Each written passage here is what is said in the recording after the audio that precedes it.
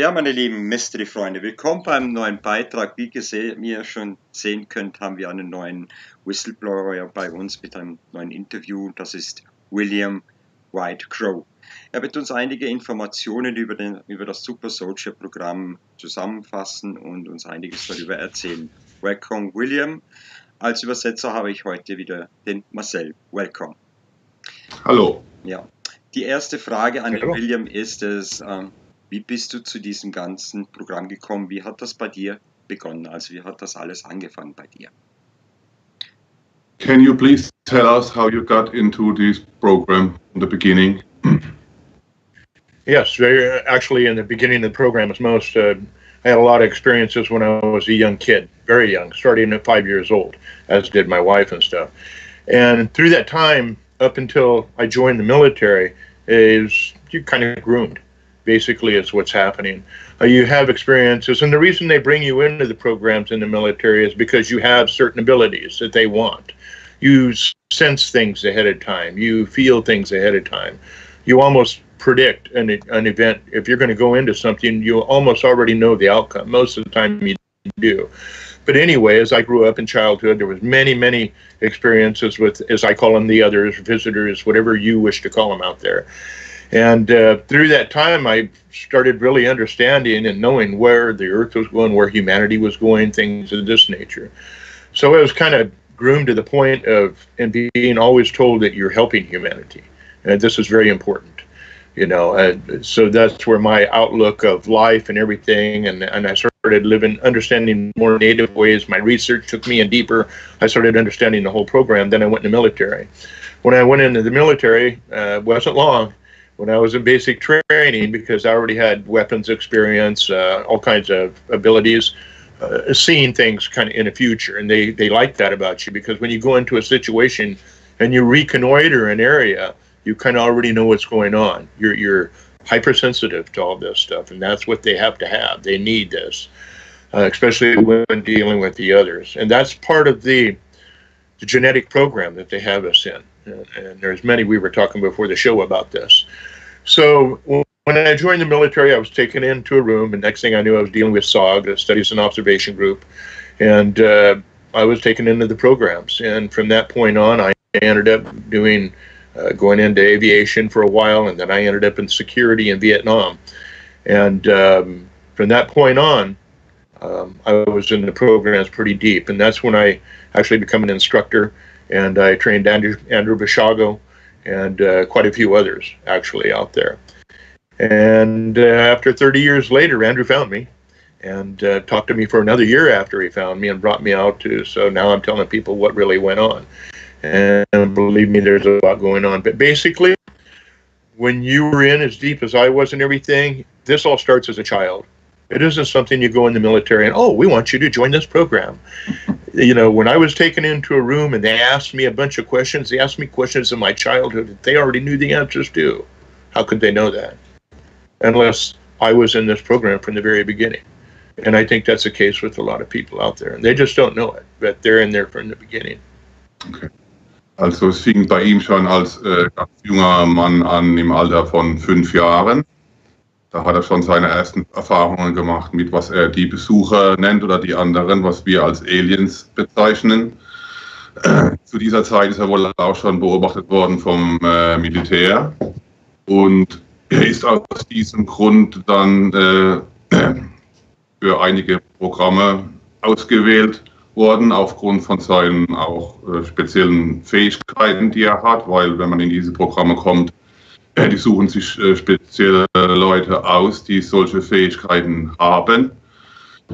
Und schon nach kurzer Zeit beim Militär ist er dann in diese speziellen Programme gekommen. Und er hat dann später auch angefangen, Leute auszubilden, wie Andrew Basiago zum Beispiel. Okay. Okay, sehr interessantes Thema. Du bist ja eigentlich in diesem Programm eigentlich tätig als Super Soldier.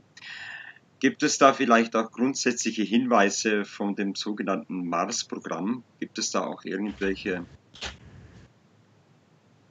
Geheimarchive oder sozusagen vielleicht irgendwelche Hintergründe? Okay, are there some archives to find about the secret space program, or is it all kept hidden from the public?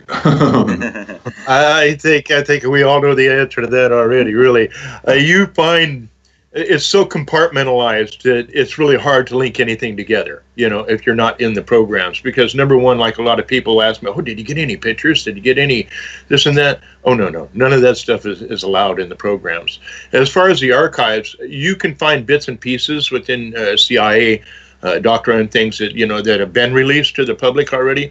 But you're not going to find anything really clandestine in paperwork, because they try to stay away from that. Everything's compartmentalized. Everything is, once a program is done, a lot of the information is actually destroyed, you know, or put somewhere where it can never be found again.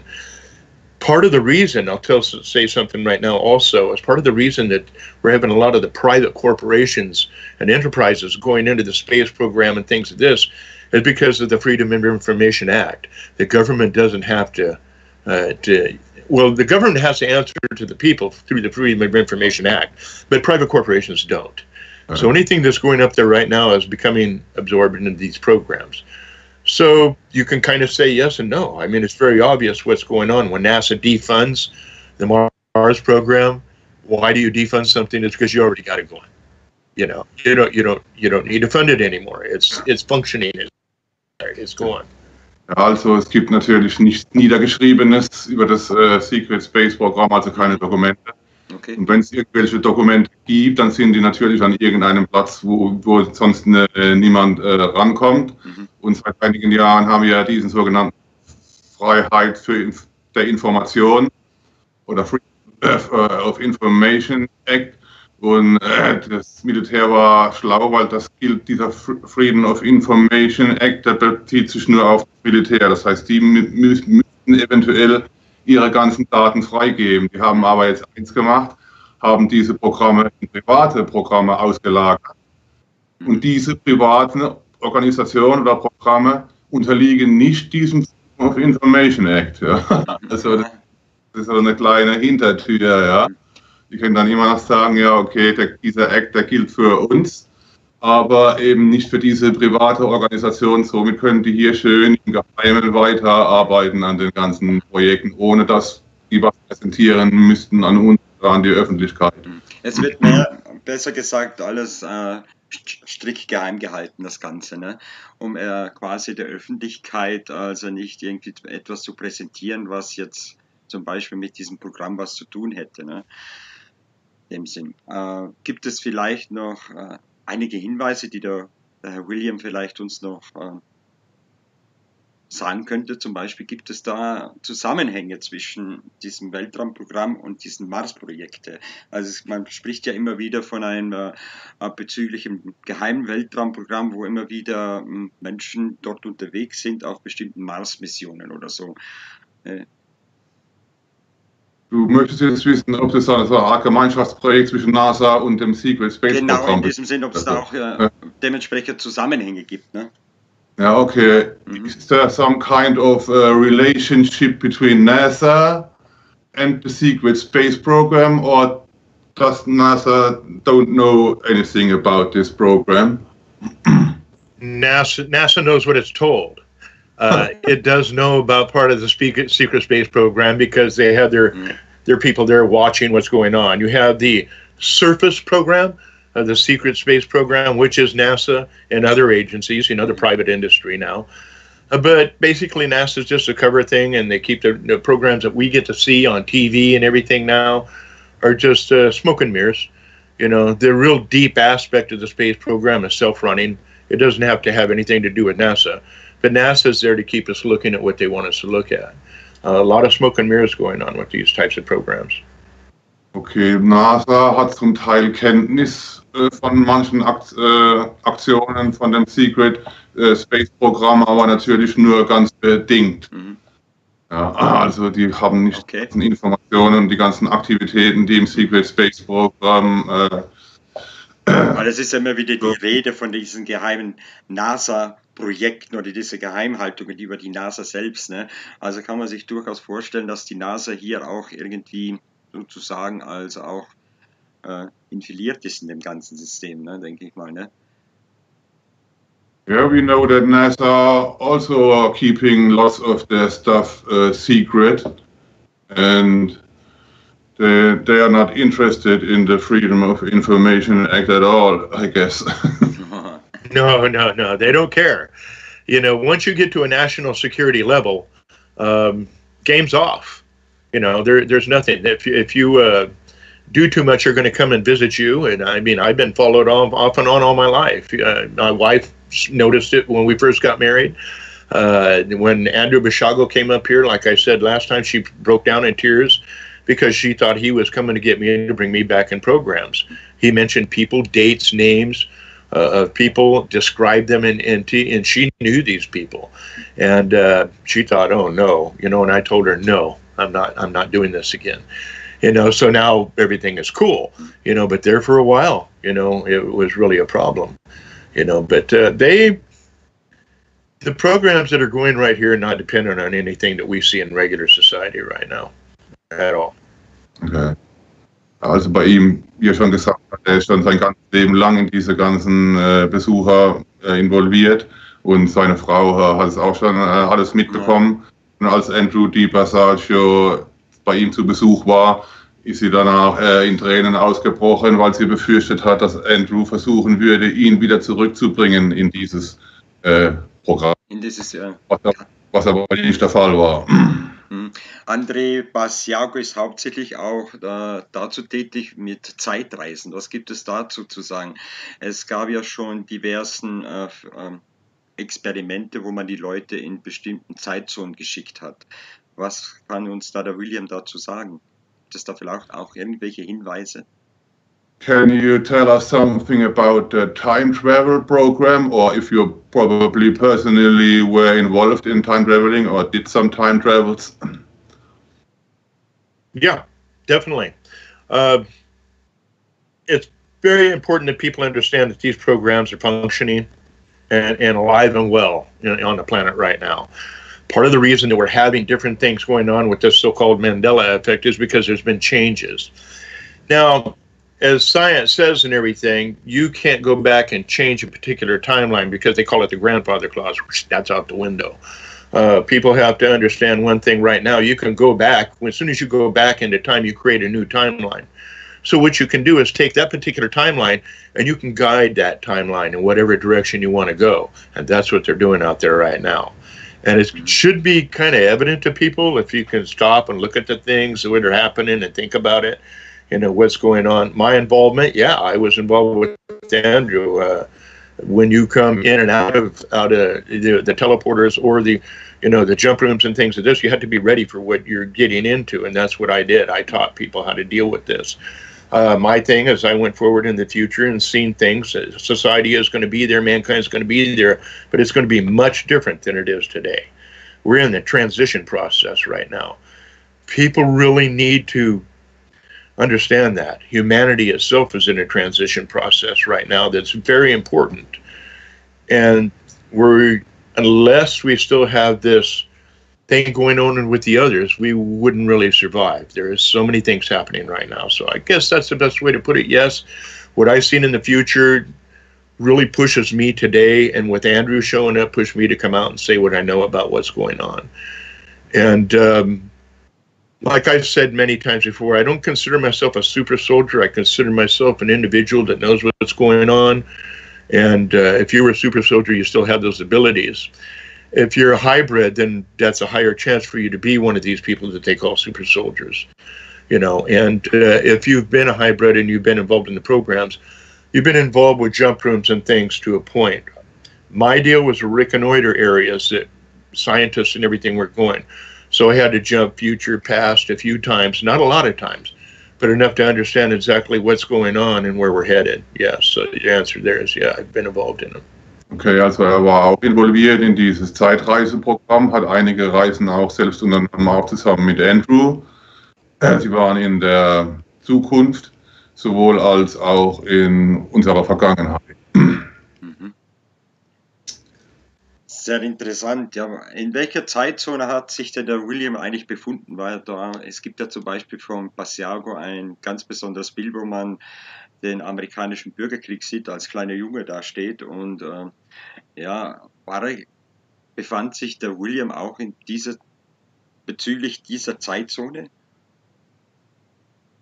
Yeah, we know the time travels from Andrew, for example, and he's been to, I guess he met, was it Abraham Lincoln, if I remember this correct? Yeah. And have you been there with him, or have you been to other places, or can you tell us where you have been, or when you've been? Yeah, basically I went to the year, it was 2045. Andrew also went there, and we've seen two different things because of the two different aspects of the programs we were in. He was more of the VIP type individual dealing with intelligence and things like this. I was, you know, I don't use the term grunt, but we used to use that a lot between one another in the programs.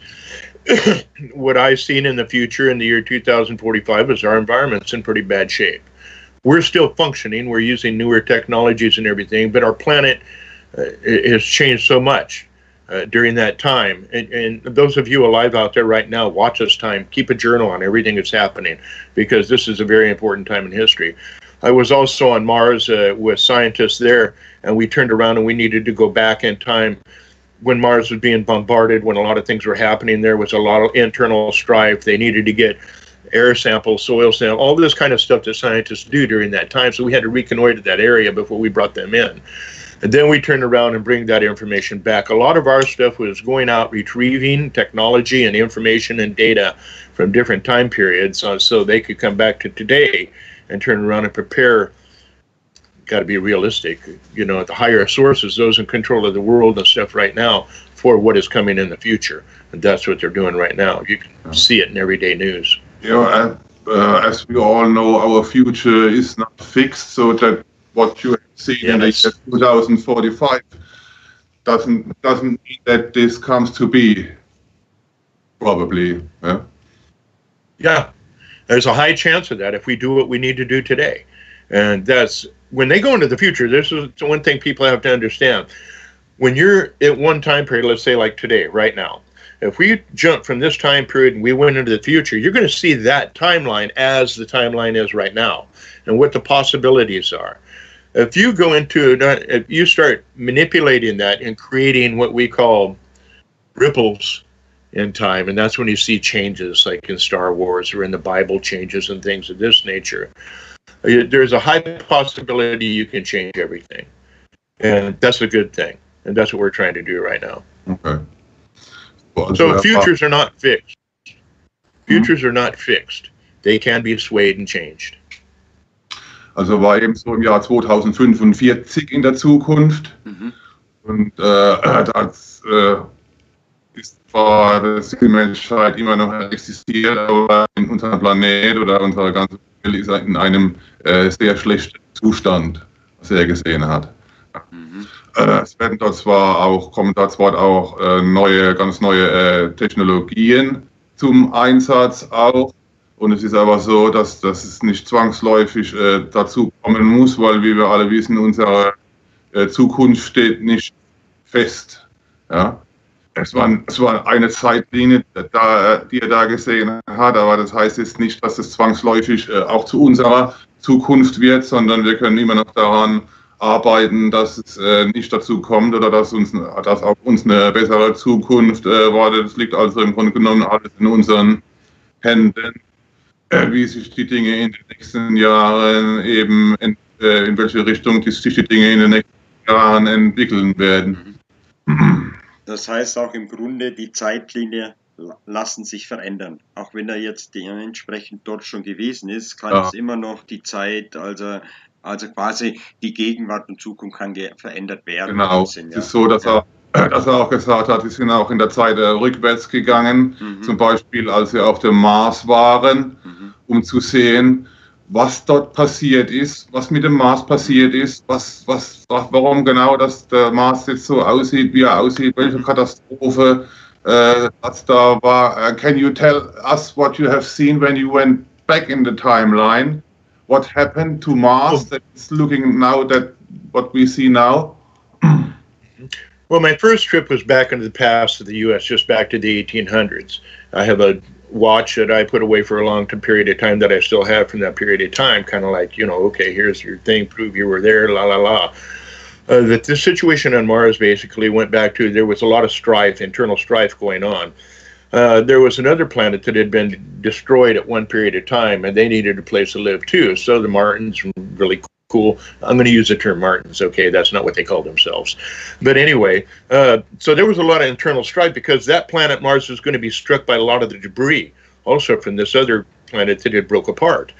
So there was a lot of internal strife. I'll talk about a little bit here, something that's in the Bible at the same time that people will understand how this all fits together too. What I've seen in the past and everything was a lot of bombardment, meteor bombardment was happening. I've seen internal conflict. There was fighting, a war going on. There was 2 nuclear strikes that were taking place.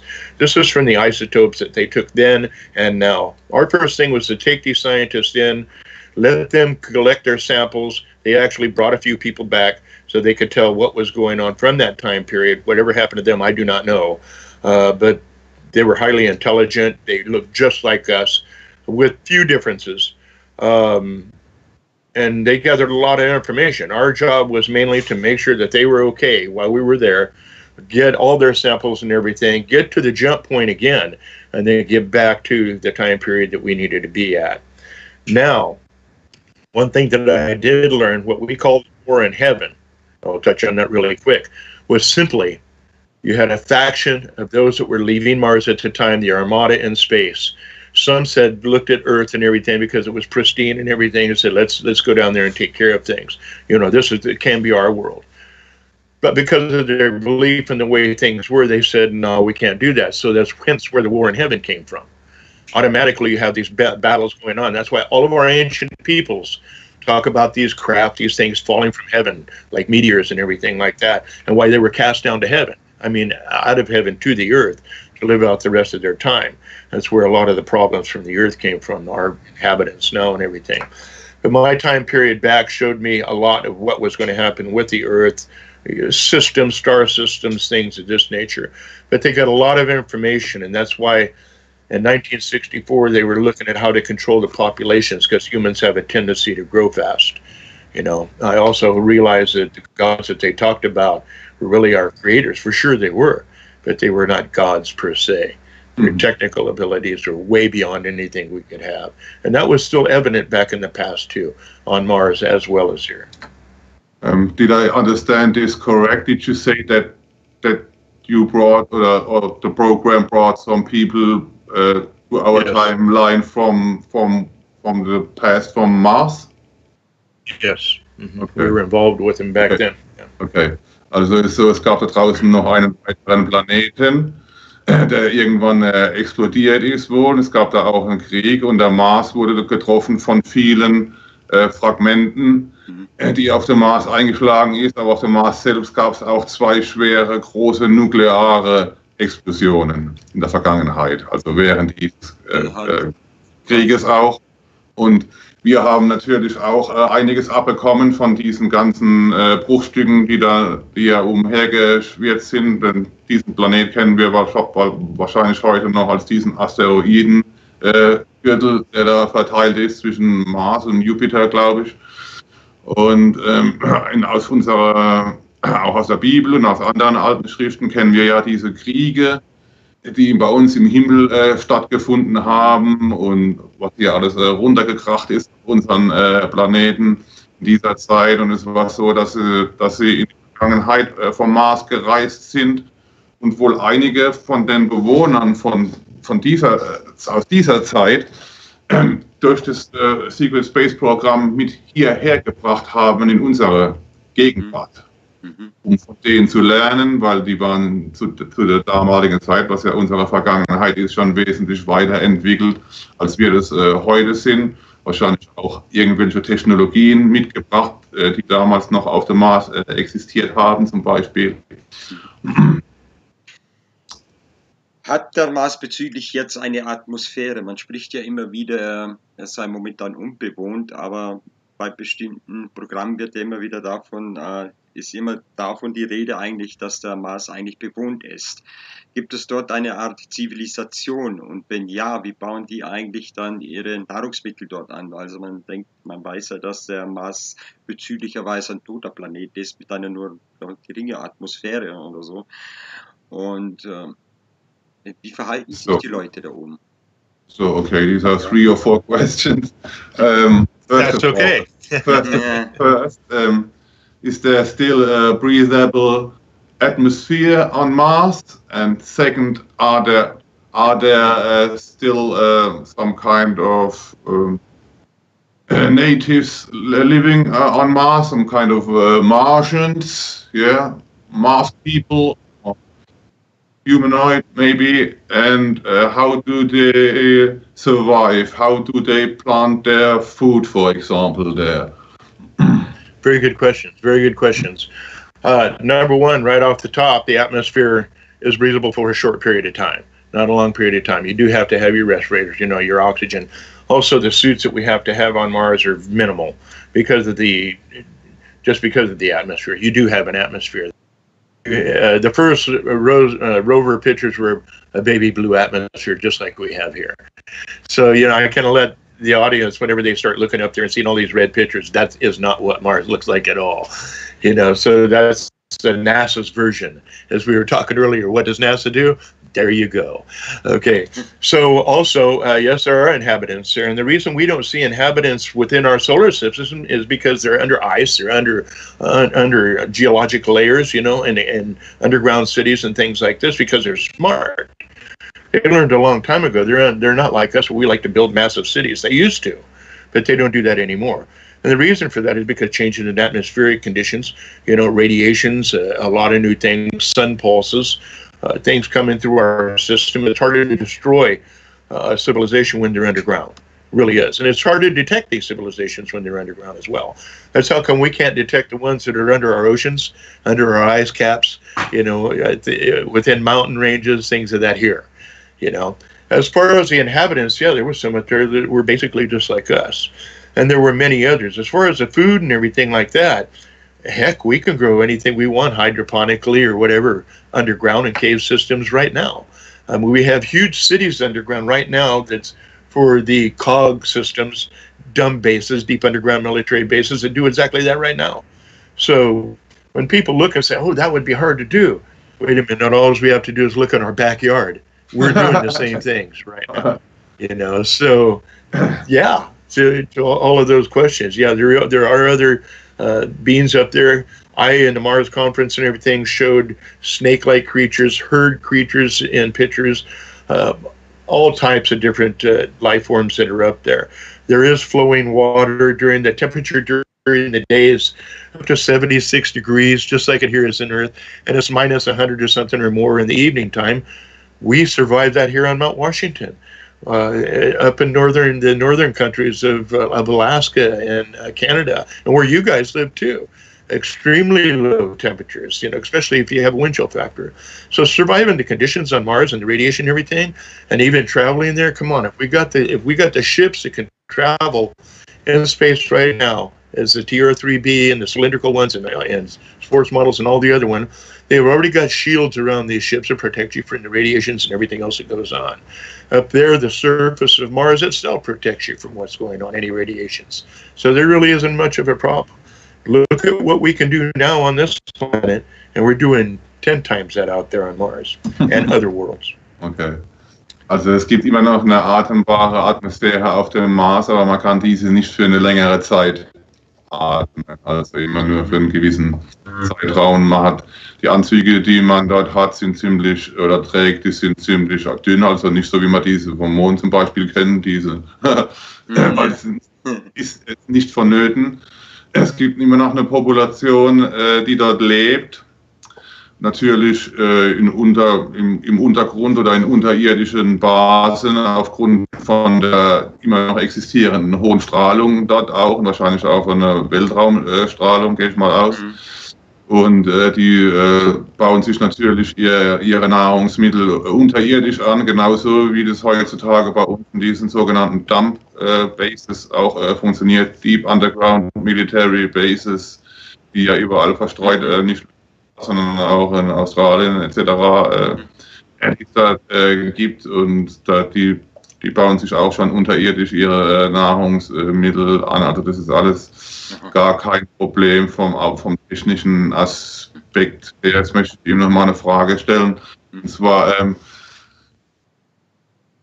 Andrew Basiago was speaking of, I guess, 4 humanoid species still existing on Mars, looking almost like us, probably, maybe smaller, a bit smaller. Mm-hmm. Yeah.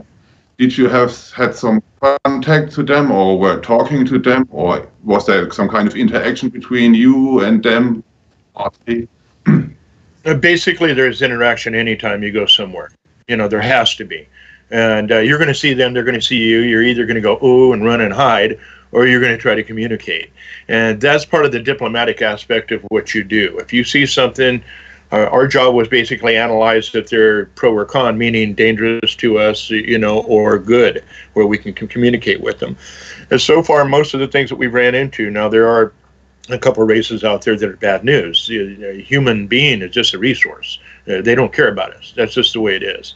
But there are others out there that we communicate with. They're not quite as advanced as we are on Mars and stuff, where they're a space travel, even though there is with a couple of the species that are there. But yeah, a lot of them look like us. We have to remember, we have to go back in our history and find out that these beings, we're not the first ones on this planet. You know, these beings have been here a long period of time. Therefore, the genetic diversity that they spread throughout our system is very similar to what we have right here on Earth. You know, that's how come in the ancient dispensations, when there was great extinction periods on the Earth, if you think about it and you go back in your history and you look, you'll see each time there was different life forms. And each time after a great extinction period. Yeah. Same thing on Mars, same thing on anything out there.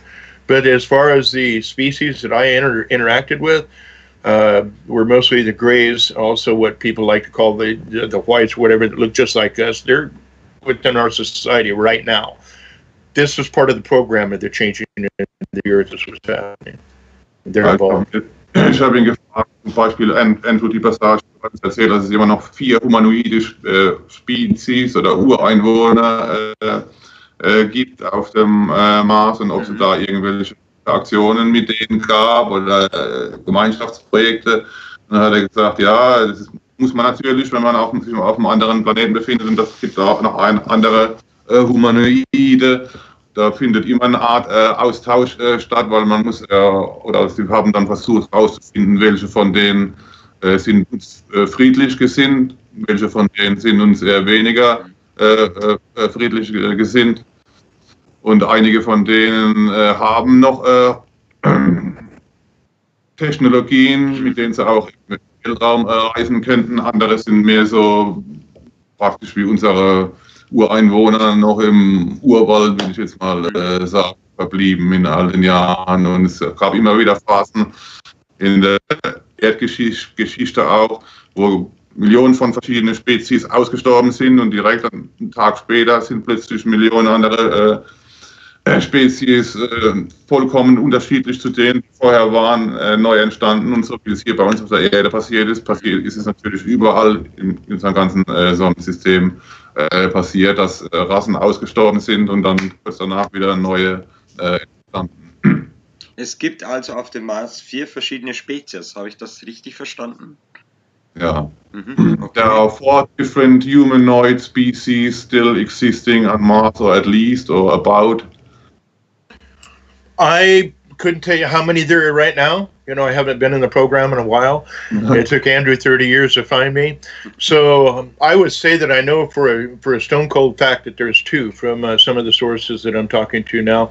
I would imagine they're still the same.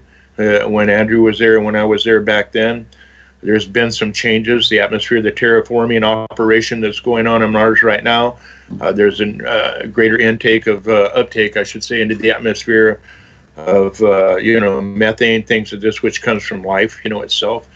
So I would have to say more than likely. I know for two, for sure, the ones that are very similar to us are still there. The others, I don't know. I can't honestly say that. Ja, also das ist natürlich schon 30 Jahre her, als er in diesem Programm tätig war. Und es ist natürlich auch einiges passiert in all den Jahren, ist ja klar. Also er kann mit Sicherheit behaupten, dass er von zwei humanoiden Spezies weiß, die dort oben sich noch befinden. Und alles klar. Wie viel, man berichtet ja immer wieder, dass angeblich ja schon seit längerer Zeit uns die Außerirdischen immer wieder besuchen. Wie viele Arten von diesen Spezies gibt es überhaupt, oder die uns mittlerweile schon besuchen? Ich glaube, es war mal die Rede, die höchste Werte bei 50, wenn das richtig ist, oder? Ja, 57 oder so. 57, ja. Glaube ich, ja. Die uns regelmäßig besuchen. Das sind 4, glaube ich so.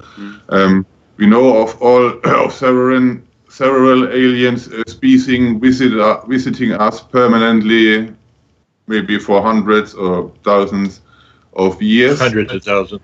Or millions of years or whatever, yeah. Can you probably tell us what these species are, what kind of species these are, or the most important, they are us most? Basically, the ones that I know now, we have to go back to the Anunnaki time. You know, there's bloodlines and everything that are going on. There's a lot of genetic engineering. So now they're really mixed with us. We are not the original inhabitants there. They are. Basically, I've dealt with basically 4 species through my entire time. 2 are more predominant. That is a gray, an aspect of the grays, which are not detrimental to us. They're more of the genetic aspect of us that we really kind of need them more than they need us right now at this particular time in history. I can go into that a little bit more. The other ones are here to continue their existence. This planet is there just as much as it's ours. We humans keep forgetting this, you know, and they're intermingling with us right here. It's another society within a society. You know, I guess that's the best way to put that. 2 of them are definitely here. They're part of us. They're intermingled with us. They're genetically intermingled with us. We also have a species that's living right alongside of us in this society that is doing their own thing. And that's important for people to understand. And that's why we were talking before the show, why it's very important for people to understand that who they are. A lot of people out there feeling different. They don't feel right here. They don't feel right in our societies. They just feel different because they are, yeah. And not only star seeds, all hybrids. And they're feeling this change that's taking place in humanity and everything. And that's because of these other races. And they're also interacting with these hybrids, letting them know it's okay, this is what you are. This is the next step of humanity. Nothing to worry about. Also weiß, dass 2 so außerirdische Spezies nicht nur besuchen regelmäßig, sondern genauso hier sesshaft sind, wie wir das sind. Und es ist genau ihr Planet, wie das unser Planet ebenso ist. Ja. Sie haben schon sich natürlich auch genetisch mit uns vermischt, weil dieser ganze Prozess mit dem Besuchen, da geht natürlich schon über Tausende oder Hunderttausende von Jahren mittlerweile, wie wir ja auch von alten Schriften her wissen. Und somit immer mehr Leute spüren oder spüren, dass da jetzt momentan gerade ein Wandel im Gange ist und dass es immer mehr Interaktionen kommt zwischen denen und uns selbst. Okay. Es ist ja immer wieder die Rede von diesen bestimmten Reptiloiden. Ne? Man redet ja davon, dass die hauptsächlich nicht von einem anderen Sternsystem stammen, sondern grundsätzlich von der Erde hier. Ne? Also dass sich die damals, ich habe damals schon mit dem Herrn Mario Rank beim letzten Interview darüber gesprochen, dass es durchaus sein könnte, dass diese Art Wesen hier entstanden sind und sich dann damals durch die große Katastrophe zurückgezogen haben. Ne? Was ich von William jetzt noch wissen möchte, ist es, dass es ja verschiedene Arten von Rassen, von Alienrassen gibt. Einige sind uns natürlich, denke ich mal, was ich schon wieder gehört habe, gut gesinnt und andere wiederum nicht, die einfach versuchen wollen, uns Schlechtes zu tun. Zum Beispiel hört man immer wieder von diversen Entführungsfällen, wo Menschen entführt werden, mit den diversen Experimenten dann auch durchgeführt werden. No. Also we all know that there are benevolent species out there and also non-benevolent. We know that some species are abducting humans, doing experimentations with us and stuff. And can you probably tell us who these non-benevolent species are and who these benevolent species are, or is this not known? Okay, yeah. We have to understand one thing right off the top, that just like as human species, in these other species, there's good and bad, as you were just saying. You know, so there's an aspect of the grays that are good, and there's a lot of aspects of them that aren't. Other, you know, hybrids from them, I guess would be the best way to put it. The whites are working with us 100%. A lot of people have to understand that we're being helped by a lot of them on a regular basis. The negative ones that are controlling pretty much society and those in control what's going on are really worried at this time right now, because this is a transition for humans, a very important transitional period of time. The good ones are opening our minds. I don't like to use the word our hearts, more of our intelligence as our understandings of things, the more logical aspect, because we humans are pretty fickle when it comes to emotions. We get too emotionally involved. These other good species for us, they have the emotions, but their emotional makeup is different than us. And they're helping us understand that we have to put certain things in check. That's why the hybridization program, you know, so we don't straight up destroy ourselves. The bad aspects of these negative ones, and you can call them gray Assyrians, you know, there's many names that they go by, because we humans have a tendency to put a lot of labels on one thing, you know, and that's the problem that we do. So they right now are in a serious control battle. What's going on? Humanity is waking up because of these other ones, the good ones for us, but the bad ones got a good upper hand. They do control the whole situation, what's going on, and if people think that they don't right now, they really need to take another look at what's going on, especially within the United States and this governmental structure, because we're being pushed into a war, and as soon as we get pushed into wars, then the helping aspect of the goods are gone. They can only deal with survivors, and that's what we're trying to avoid right now in a big way. So as far as labels and names, I would just say the two species that I've always talked about are they're here trying to help us. You know, the more the whites and Nordic type, the ones that really look like us. The other ones are the ones that are looking for us as a resource, and they're a bad faction of the grays and things of this nature. There's a lot of genetic intermixing there. Okay. Also generell kann man nie von einer schlechten oder von einer guten Rasse sprechen. Das ist genau wie bei uns. Innerhalb von jeder Rasse gibt es sogenannte gute Fraktionen, ebenso wie schlechte. Also zum Beispiel innerhalb dieser Grauen auch. Es gibt welche, die sind uns natürlich wohlgesonnen, wie diese Nordics oder Pleiadier, kann man sagen, oder möglicherweise auch All Whites. Ja, mit denen wir schon seit längerem zusammenarbeiten. Es gibt aber auch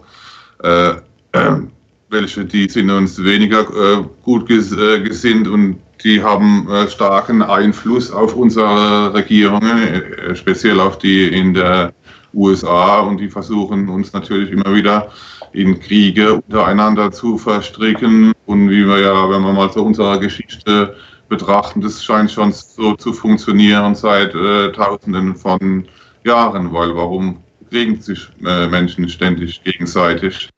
Weil sie unter dem Einfluss von einem, die einen würden es dann als Dämonen oder irgendwas bezeichnen, aber es sind wohl diese außerirdischen Spezies, die schon immer ihre Hände in unserer Politik haben und uns möglicherweise immer wieder gegeneinander aufwiegeln auch.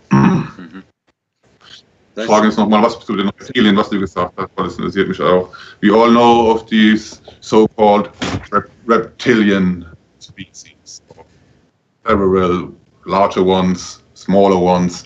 And yeah. Do you know if they developed here on our planet and then somehow decided to live underneath the surface or developed high technologies, maybe like UFOs or cylinder ships, or are these reptilians coming from another planet? Originally, they came from another world, but after millions and millions of years, of course, now Earth is part of their home, just like several other species that are here among us. You know, I think that's the first thing that we really need to understand. Now they are just like we call ourselves Earthlings. They are too. They've been here for generations upon generations. They've developed technologies far beyond what we would even dream of. And some of those technologies have been shared within the, shall we say, DARPA, you know, Raytheon, and all of these other agencies that work for the governments. You know, they have the programs where they agree, okay, you can have so many humans and do this. We want technologies. So there is aspects of even our governments and everything that look at us as a resource too. They've been here for a long time. They've developed technologies. They got crafted, just like, matter of fact, a lot of the things that we have, some of the technologies have come from them too, as other races as well. But they look at us as we're a resource, more the reptilians, and that's what I was talking about before. There are an aspect of them that are more friendly to us, but for the most part, they kind of look at us as we're here, you're here, and but you're a resource for us as well if necessary. Okay.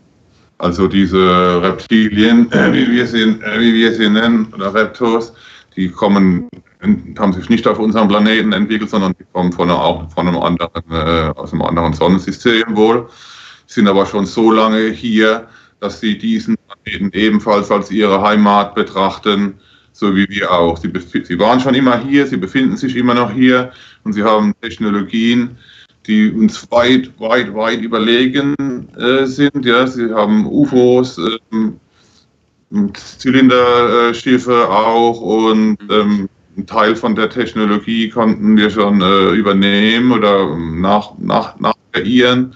Aber wir sind immer noch weit von denen entfernt und sie sehen uns einfach nur so was an, betrachten uns nur so als eine Art Ressource im Grunde genommen, ja. Wahrscheinlich sind die nichts anderes wie hier ein Elefant oder ein Pferd, das auf der Oberfläche rumläuft, so eine Art Tier oder etwas weiterentwickeltes Tier, vielleicht will ich jetzt mal sagen, so könnte man das beschreiben. Ja. Ja. Es gibt also so versucht, eine Ameise zu erklären, was du möchtest. Ne? Also das ist ungefähr so ein kleines gutes Beispiel. Ne? Ja, man hört ja auch natürlich auch davon, dass sich diversen Außerirdische auch unter den Menschen befinden. Ne? Da muss man sich jetzt mal vorstellen, entweder haben sie das gleiche Aussehen wie wir oder sie nutzen sozusagen quasi eine Tarnvorrichtung. Die Frage auch natürlich ist es, wenn das wirklich so ist, kann man diese dann auch vielleicht erkennen, durch vielleicht ihre Augen oder sonst vielleicht durch ihr Verhalten?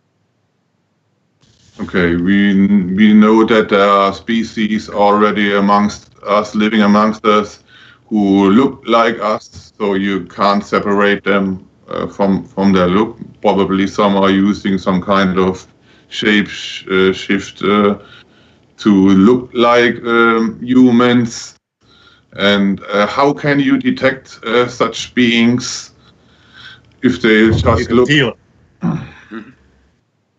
For me, I can feel them. I can walk through a crowd and I don't want to say the word comradeship, you know, but you could feel their presence. You know, you can look and see them in the eye. If you're a hybrid in any way or a person that can feel anything, you can turn around and look and you'll feel and you'll notice. We're just not trained to pay attention to that. You're an average human being out there. We're not. Mm-hmm. But if you've been in the programs and everything, you can turn around and look and you'll feel it, you'll see it, and you can smile and they'll smile back. You know, they're just, it's like I don't know. It's a feeling thing. It's being a hybrid situation. That's the best way that I could put it. Your average person out there, they don't have, like on Visitors, a little crooked finger, or anything like this. It's a knowing. It's a knowing. Empathic level. Yes. Good. Very good right there. See, the thing about us hybrids, we don't really pay attention to, like you said, the empathic nature. It's just a natural part of us. So when we use those things, we don't look at it as being ESP or anything. That's just a part. And really, if most humans out there, we understand that's just a natural part of us. With the hybrids and things, it just enhance more. So we see, feel, and understand things at a deeper level. Ja, also man kann diese Präsenz von diesen anderen Wesenheiten fühlen, wenn man empathisch ist. Und bei ihm ist es so, wenn er sich in einer Menschenmenge aufhält, der kann sofort erkennen, der oder derjenige ist jetzt eine Hybrid-Spezies zum Beispiel, die man natürlich vom Äußerlichen her nicht zu unterscheiden ist von uns oder nur geringfügig. Aber wenn man empathisch ist, dann kann man oder auch schon Erfahrungen gemacht hat mit anderen Rassen, kann man deren Präsenz spüren oder fühlen. Mhm. Sehr interessant. Ich habe vorhin auch noch mit William so persönlich mal drüber gesprochen gehabt, über diverse Ereignisse, die noch auf uns zukommen. Es heißt ja auch, dass die diversen Alienpräsenzen jetzt auch versuchen, quasi in die Grundeigenschaften der Menschen einzugreifen. In dem Sinn verändern sie auch die DNA. Und es soll ja, gegenwärtig soll ja noch was Großes auf uns zukommen. So can you tell us what's waiting for us probably in the future, and probably we will be maybe again genetically manipulated from other races? Oh yeah, we are. We are right now. This is a very important time in human history. And I'll give you a quick explanation of that. Right now, the fertility of men and women across the planet is dropping. Big time. One thing that people have to understand, a species can only live so long in a particular environment. When that environment changes, they become where they can't adapt to that particular environment that's coming on. That's where the human species is right now. Because of the chemicals, because of a lot of things that are happening within our planet, because of the things we're producing, we have to be hybridized again. What's happening with our birth rates and everything is going down. Some birth rates in countries are not going to be able to continue on with stability. It isn't going to happen. So right now, what humanity is going through right now, and this is part of the things that people are feeling out there, the uncertainties and everything, is the new hybridization program that is taking place. It isn't the point, I mentioned this earlier, it isn't the point that these other beings need us to continue on going, even though they do genetically, to a point. We need them to continue on. Our genetics to continue on, but eventually on this planet, they're going to become weaker and weaker and weaker because of crossbreeding and everything, just like anything else. So anything that becomes hybridized is only going to last so long. Then you're going to have to interject new genetics in that to make it stronger to handle the new environments and things that are coming. So that's what's happening with this right now. Yes, we are definitely being genetically enhanced for what's coming. Okay. That's why the hybrids now are thinking quicker, reacting different quicker. We're getting more into thinking more logical of how we need to deal with the planet right now to stop the changes that are happening. So yeah, we're seriously being enhanced right now. And it's a good thing. Also das ist natürlich so, dass auch ein genetisches Programm stattfindet, wo es noch immer stattfand, weil die Genetik von einer Spezies dünnt sich auf die Jahre oder auf die Jahrzehnte, Jahrhunderte, Jahrtausende immer mehr aus. Sodass man da etwas nachhelfen muss. Auch ist es so, dass sich ja unser Planet ständig verändert und ziemlich schnell verändert mit diesen ganzen Umweltgiften, dieser ganzen Strahlung, was wir jetzt in den letzten Jahren haben, aufgrund von verschiedenen Katastrophen auch. Und so schnell können wir uns praktisch, so schnell geht die Evolution gar nicht, dass wir uns schnell an diese Veränderungen anpassen könnten von selbst. Ja? Deswegen ist es so, dass da nachgeholfen wird, wahrscheinlich schon immer nachgeholfen wurde, und es gibt schon einige, wenn man sich vielleicht auch jüngere Leute heute angucken, wie schnell das die mit dem Handy oder mit irgendwelcher Technologie sich anfreunden können, wo unser eins, ich sage mal, es wäre wir, ich sage es mal, wir alten Knacker, wir brechen uns hier die Finger an der Tastatur oder so, ja. Und wenn ich da ein 6 Jahre altes Kind oder 8 Jahre altes Kind hinsetze, das geht dann so schnell wie ich, ja. So in etwa muss man sich das vorstellen. Das ist ja sozusagen schon, wird immer gesprochen von den bestimmten Indigo-Kindern, die bestimmte Begabungen haben. Ne? Man sieht das immer wieder, dass da plötzlich Kinder anfangen, Gitarre zu spielen, obwohl sie es eigentlich nie gelernt haben, schon von klein auf an oder so. Man sieht da eigentlich schon die diverse Veränderungen, ne, die auf uns zukommen.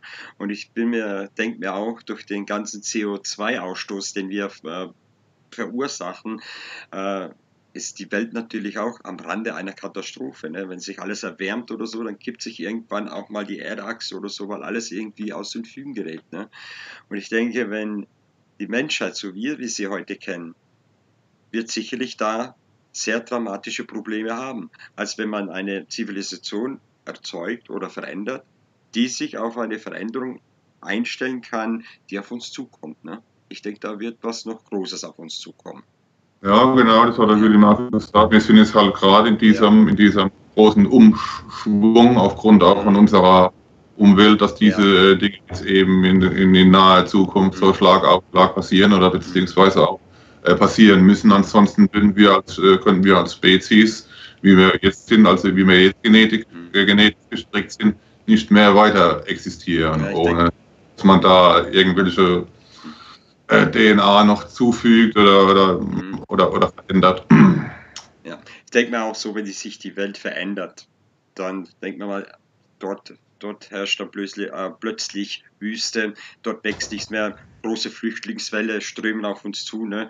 Dort herrscht dann wieder Krieg, also es wird ziemlich sehr dramatisch werden. Wir wollen jetzt natürlich nicht die Welt gerade in den Abgrund reißen, ne?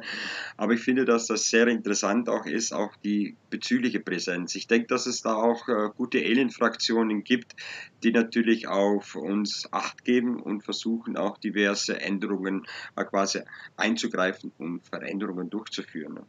Ja, im Grunde genommen sind wir ja schon ein Teil von denen oder schon genetisch mit denen verwandt aufgrund von dem ganzen Hybrid-Programm, die dann hier seit Tausenden, Hunderttausenden oder Millionen von Jahren laufen, weil es ist nicht das erste Mal, dass das jetzt passiert ist, dass so starke Veränderungen auf uns zukommen, weil es ist ein Prozess, den gab es schon immer und den wird es wahrscheinlich auch immer wieder geben.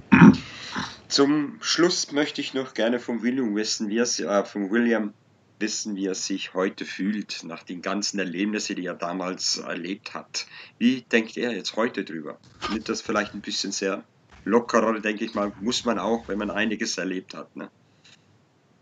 After all these experiences you made throughout all these years that you've been into this program, how do you feel today about all this when you think back what you have done and where you've been to and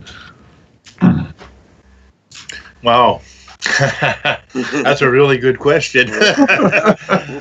I feel separate. I guess that's the best way to put it, because what I know, what I've experienced, what I see happening, all those things that I was told when I was just a kid within these programs, you know, I would say from the others, is happening. At times it's really hard to deal with knowing the things that I know and where humanity is headed, watching most of humanity asleep. I'm glad that some of these programs are continuing, because it's the enhancement of the human being, which we all really need to have, you know, where we become a little more logical, less emotional, and oh my God, this and that. You know, we need to stop and think what's going on and work towards a better goal than we are right now. We've been kept in loops for generations upon generations, and that's where they like to keep us, those in control. The ones that I've dealt with want us to grow a lot more. They want us to continue on, go out into space, and just continue on as a species. I get pretty sad, like at times right now, when you're looking at the possibilities of our governments going this nuclear arms race and everything when it's not necessary. The technology is out there. that are unbelievable that could really fix all of our problems, including some of the problems we're having with our planet, and we're not doing it. So I would say, being who I am and knowing all the things and my experiences and how I feel right now is, sometimes I want to take those in control of humanity and slap them right upside the head, you know, because it's necessary. All of humanity needs to really go in more of a positive direction, technology, the non-polluting things of this nature, because this is our future. It already is our future. Part of us are already out there doing this. And if they would open these doors for the rest of humanity, we would not be going through any of the stuff we're doing right now. They like the separation game. Yeah, the separation of the races, the separations of the religions, that's what keeps us in control. Once we understand and learn how to throw that away, humanity is going to be much better, because of the genetics that are in us right now and the enhancements right now. We could be light years ahead of ourselves already. And I think that's where I'm at with that. You know, the programs have to continue on, or humanity will go away, as well a lot of things will go away. But we need to get rid of these control factors so humanity can grow in a more positive direction. Okay. They are hiding their advanced technology from us to sell us their oil and make money on us and power. Okay. Ja. Also es fühlt sich etwas separiert oder isoliert, ja, aufgrund den Dingen, die er erlebt hat und alles, was ihm schon als junger Mann erzählt wurde oder auch später dann, als er in diesen Programmen war, vor Jahrzehnten. Er sieht genau das, was wir jetzt momentan sehen, ist das, was ihm damals schon erzählt wurde, was mit uns passiert oder mit unserem Planeten passieren wird, wahrscheinlich auch aus Erfahrungen, die sie mit ihren Zeitreisen gemacht haben, als sie in unsere Zukunft geschaut haben. Ja, und er ist natürlich sehr verärgert. Am liebsten wir werden immer seit Jahrhunderten, werden wir immer in dieser selben Schleife gehalten. Ja. Die Regieren sind immer dieselben Blutlinien, wie wir ja wissen, sage ich jetzt mal. Ja. Und wir werden immer in dieser Schleife gehalten, und er würde am liebsten dieser ganzen Kabale, sage ich jetzt mal, rechts und links einer auf die Backen hauen. Weil wir könnten natürlich schon Technologien haben, die auch haben. Wir müssten wahrscheinlich kein Erdöl mehr verbrennen oder Erdgas, sondern wir können eine saubere, clean Energie haben, aber es wird uns alles vorenthalten, Leidwesen unseres Planeten selbst. Ja. Und es ist natürlich eine sehr tragische Sache, dass das jetzt alles so eintrifft, wie es ihm schon vor Jahrzehnten erzählt wurde. Natürlich traurig. Ja. Man sieht ja schon mittlerweile auch schon, dass es ja jetzt quasi schon die künstliche KI gibt. Ne? Da gibt es jetzt schon Art Roboter, die ein eigenes Bewusstsein entwickeln. Ne? Das gab es jetzt, der erste wurde da wurde irgendwo in Saudi-Arabien, glaube ich, eine KI vorgestellt, die plötzlich selber Emotionen empfindet. Also sie stellt quasi diese Emotionen nach. Ne? Also da kann man sich schon darauf einigen, dass da irgendwas Großes auf uns zukommt. Ne? Denkt man mal, wenn man sich bedenkt, dass es eine Maschine, die plötzlich selbstdenkend da irgendwelche Aktionen durchführt. Ne? Ja. Yeah, nowadays we see robots or machines. They have more abilities. Yeah, probably they can feel or develop some kind of own consciousness. Yeah, some kind of AI maybe, or probably it's still running. Yeah, that's been in existence for a long time. You know, the AI has always been around, really. You know, they're finding a lot of realities with this AI. Let's see if I can put it in the right way and everything. The robots that we're seeing out there right now and everything that can do backflips and do all kinds of things, that's been in existence for a while. Usually the only time we're going to see it on a video is after 40 years of it already being in use. That's the important thing for people to understand, you know. So what we're seeing right now has been in use for a long period of time. Are there Terminator-type machines out there? Oh, yeah, definitely. Are there robotic systems and AI systems that look just like me and you out there functioning in society? Oh, yes, definitely. There is no getting around that. Cloning, All this type of stuff is a reality. And so we're looking at, with the cloning aspect and the robotics aspect, more the cyborg type situation. They're trying to really push that more and more and more. Yeah, it's a reality, 100%. Ja, also diese AI, Artificial Intelligence, das gibt es natürlich schon sehr, sehr lange. Ja, und diese ganzen Roboter, die wir jetzt hier sehen, die hier die Rückwärtssaltos und solche Sachen machen, das ist natürlich wie mit allen anderen Sachen auch. Das gibt es bei denen schon, oder die haben das schon seit 30, 40 Jahren in ihren Programmen oder schon entwickelt. Und wir bekommen das jetzt so aufgetischt, als ob das alles ganz was Neues wäre oder die neueste Entwicklung oder die neueste Erfindung. Dabei ist es in Wirklichkeit, genauso wie es beim Militär ist, alles schon alter Käse, würde ich jetzt mal sagen. Ja, weil wir die Öffentlichkeit sind ja immer diejenigen, die alles Allerletztes erfährt, wie man weiß. Ja gut, wir kommen, denke ich mal, langsam zum Schluss. Eine Stunde und 5 Minuten haben wir es heute geschafft. Hast du vielleicht noch eine Frage persönlich an William? Yeah, okay, the last question is coming from me. In one of your earlier talks, you said that you also flew to Mars with a UFO in the 70s, I guess. Yeah.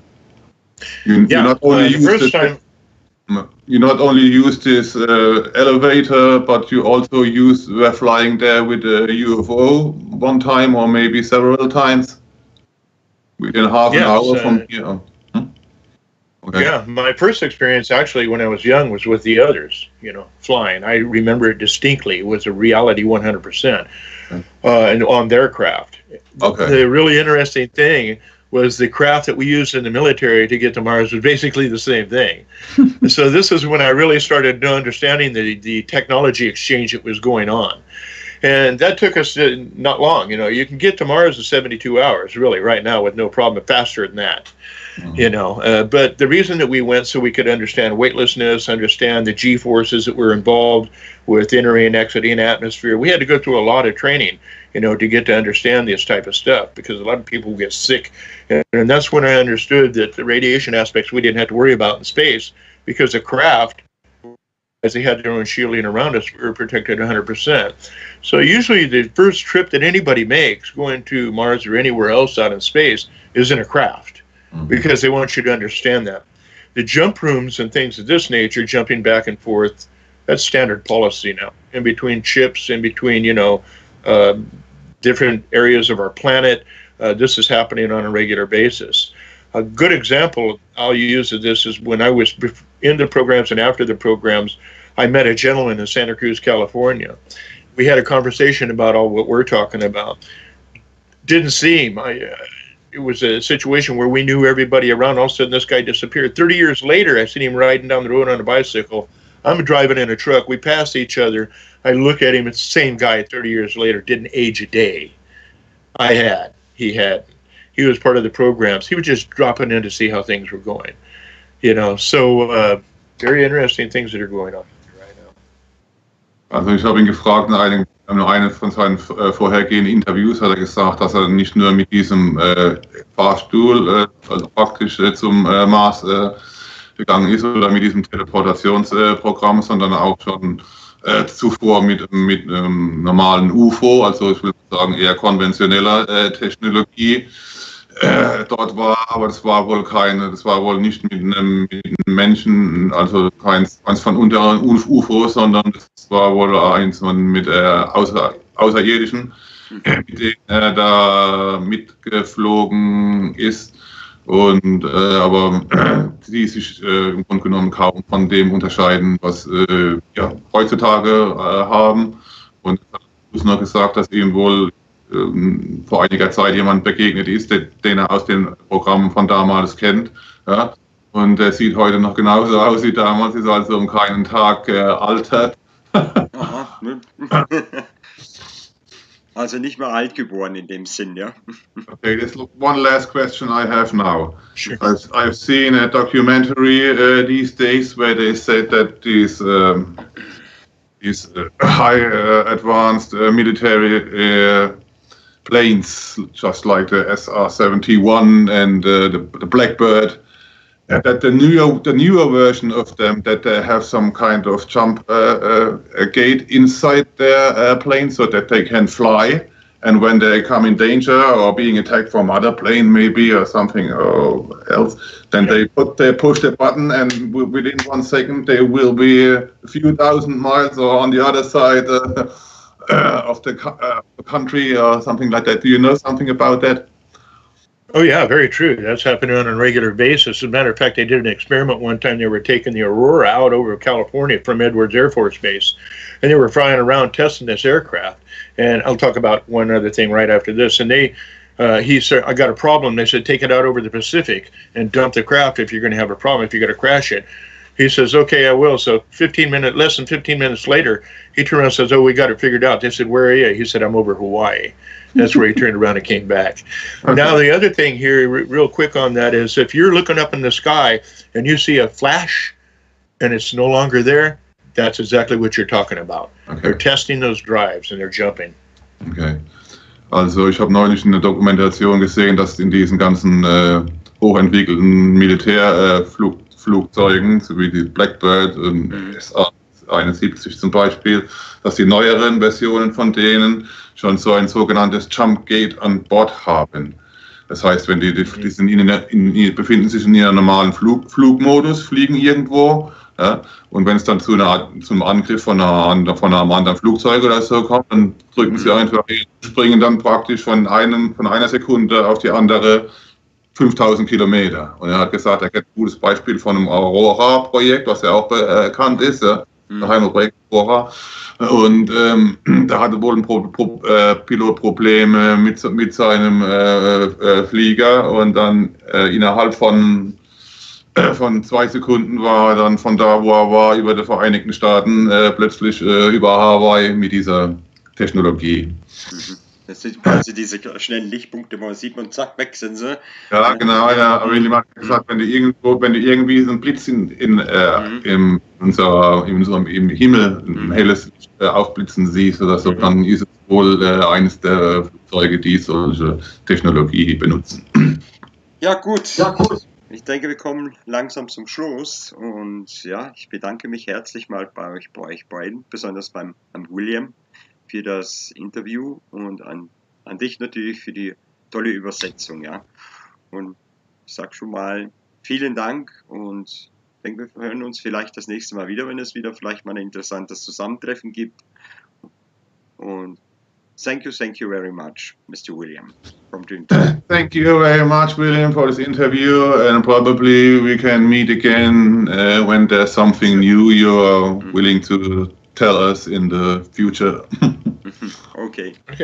You betcha. So, no problem. Thank you. It's been a pleasure. Good. Okay. Bye now. Bye. Bye.